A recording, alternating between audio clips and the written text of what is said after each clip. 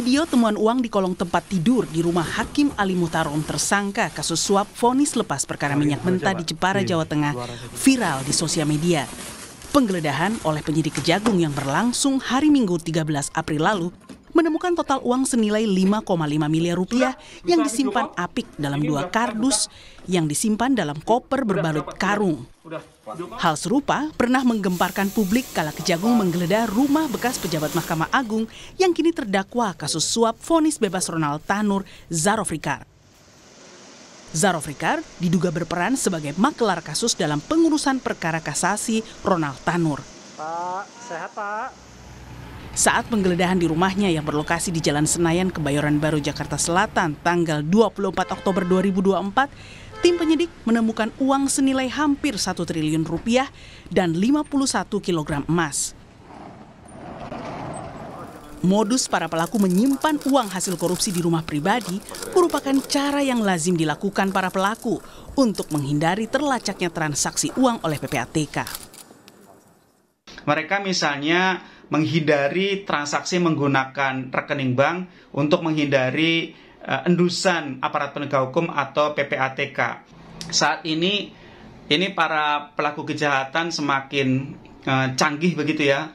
Mereka sedemikian rupa menghindari endusan aparat penegak hukum sehingga mereka menggunakan transaksi cash. Ya, mereka juga ada yang pernah menggunakan misalnya barang mewah untuk menyuap, misalnya jam tangan mewah yang bernilai miliaran, atau juga sekarang berkembang modus baru, misalnya mereka bertransaksi dengan menggunakan cryptocurrency. Kian merajalelanya suap hakim dalam jual beli perkara di pengadilan menuntut aparat penegak hukum harus adaptif dengan modus para pelaku yang kian canggih, mulai dari penggunaan uang tunai dengan mata uang asing, pemberian barang-barang mewah, hingga suap dengan uang kripto. Bahkan, usulan mengkriminalisasi aparat hukum yang memiliki kekayaan tak wajar bisa dipertimbangkan untuk menumpas mafia hukum. Tim Liputan Kompas TV.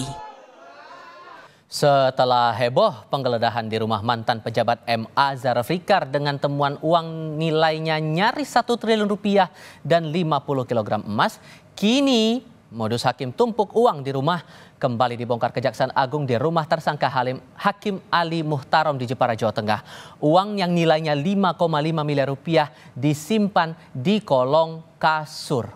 Bagaimana mengungkap kasus korupsi di lingkaran hakim yang kian merajalela ini? Kami bahas bersama pakar hukum tindak pidana pencucian uang Yenti Garnasih dan peneliti Pusat Kajian Anti Korupsi UGM Zainur Rohman. Assalamualaikum dengan Tifal, selamat sore semuanya.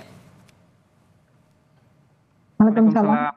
Selamat sore. Terima kasih semua sudah bergabung bersama kami. Kalau betul kemudian ini modus lama, Mas Zainur, aparat terkesan kecolongan lagi kah bahwa ada temuan uang disimpan di rumah, cash pula jumlahnya sebesar itu?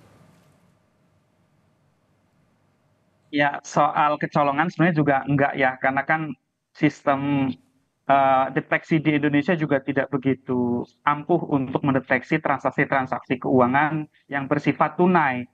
Memang kalau beli uang tukarnya di money changer, mereka punya kewajiban untuk lapor PPATK. Tetapi kan kalau misalnya kemudian uang asing itu ditumpuk, kemudian digunakan untuk menyuap, kan kemudian juga berada di bawah radar. Jadi Mas Tifal, memang ini bukan kasus pertama ya. Sudah banyak sekali kasus-kasus suap yang menggunakan transaksi tunai. Baik itu mata uang rupiah, mata uang asing, juga ada barang mewah. Dan ada satu lagi metode yang pernah digunakan oleh pelaku, yaitu dengan memberikan ATM, kemudian ATM-nya diisi dengan jumlah uang miliaran rupiah, nanti ditarik mau sendiri oleh penerima suapnya. Dan juga masih banyak metode-metode lain. Nah, ini menurut saya memang juga menjadi alarm bagi negara bahwa deteksi dini terhadap transaksi kejahatan menggunakan uang tunai itu sangat susah sehingga harus diperbaiki regulasinya.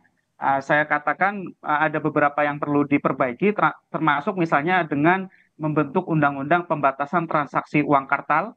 Misalnya transaksi di atas 100 juta itu harus dengan pelaporan, harus dengan pembatasan-pembatasan yang ketat untuk apa tujuannya, kemudian mengapa harus menggunakan transaksi tunai, dan juga Mas Tifal yang sangat penting juga adalah untuk adanya kriminalisasi terhadap illicit enrichment. Oke. Ini kan hakim punya uang miliaran rupiah gitu ya, tidak sesuai dengan profil pendapatannya. Dari Oke. mana? Ya, salah satu sumbernya biasanya adalah dari kejahatan, yaitu dalam bentuk suap. Sebagaimana misalnya didapatkan oleh penyidik di rumahnya Zaraf Rikar ketemu 920 miliar. Nah, Oke. ini kan menjadi bukti bahwa Indonesia perlu sekali untuk kriminalisasi illicit enrichment dengan dua cara. Oke, Yang pertama sorry. adalah ubah Saya harus tahan dulu di situ, Tipikor. Mas Zainur. Yang kedua- Sehingga kalau Ya. saya menangkap kesannya ini, Bu Yenti, ini upaya untuk menghilangkan jejakkah dan terputuskah jejak aliran dana dari sini atau sebetulnya masih bisa diusut? Iya, ini kan modus yang dilakukan oleh hakim. Ya. Jadi saya itu dalam hati gini, kan saya sering hadir memberikan keterangan ahli berkaitan dengan modus-modus yang dilakukan oleh penjahat. Dan apa yang harus dimitigasi berkaitan dengan bahwa aliran-aliran itu bisa jadi tidak bisa terdeteksi oleh TPPU ketika mereka tidak memasukkan ke rekening. Nah, saya berpikir ironis ya. Jadi hakim atau pengadilan yang mendengarkan penjelasan itu bukannya untuk bagaimana dia melakukan praktek pengungkapan, malah dia pakai sendiri gitu ya. Dalam hati saya begini, Mas Zainur, berpikir, ini gimana kayak saya memberikan kisi-kisi ini bukannya untuk mereka lebih apa ya, lebih strategis mengungkap, tapi malah mereka kayaknya saya ngajarin gitu ya. Jadi gitu ngajarin seperti ini. Nah, ya ini memang sangat menyedihkan. Menyedihkannya begini. Ini harusnya beda ya. Pidananya nanti harus beda dibandingkan kalau itu bukan hakim atau penegak hukum yang menerima hasil korupsi, kemudian dia tidak masukkan ke rekening tapi disimpan dulu kan pernah juga dia sampai dibuang di mana di kloset dan sebagainya, ditaruh di tembok dan sebagainya kan, itu kan terungkap dan itulah perbuatan yang sangat tercela dan sangat rendah gitu ya. Lah kok malah dilakukan gitu. Jadi ini masalahnya moral itu udah rusak sekali di penegakan hukum terutama di hakim. Sehingga untuk mengusutnya, Mas Zainur, apakah akan lebih sulit lagi tantangannya dihadapi Kejaksaan Agung atau justru lebih mudah? Singkat saja. Ya, tentu kalau itu bersifat tunai sangat berbasis kepada keterangan-keterangan para pihak ya. Itu Mas Tifal, harus di tracing. Uang suap kan 60 miliar. Yang diberikan kepada 3 orang hakim itu 22 miliar, Mas Tifal. 38 miliar apakah itu jatahnya MAN atau mengalir juga ke pihak yang lain? Ini kan nanti akan berbasis kepada mencocokkan keterangan para tersangka, para saksi, juga mungkin komunikasi digital mereka gitu ya. Juga harus dengan melakukan pencarian terhadap barang buktinya. Uangnya sekarang ada di mana saja. Bahkan Mas Tifal, saya punya pertanyaan. 5,5 miliar itu memang sudah yakin itu uang suap untuk kasus ekspor CPO. Apakah tidak tertutup kemungkinan itu adalah uang suap untuk perkara lain? Itu sehingga Bu Yenti bisa lacak kemana lagi nih kira-kira menurut Anda? Singkat saja, Bu.